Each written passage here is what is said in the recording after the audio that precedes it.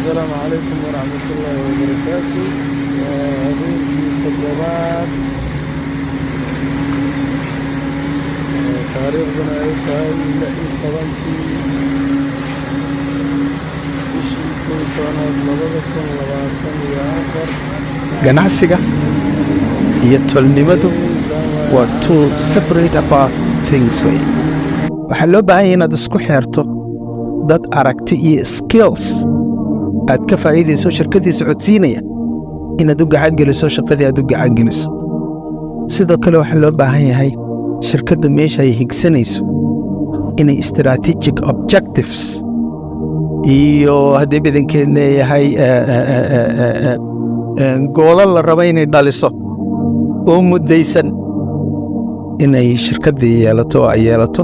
waxaasoo dhanna waxaa hogaaminaya ninka liidarka ah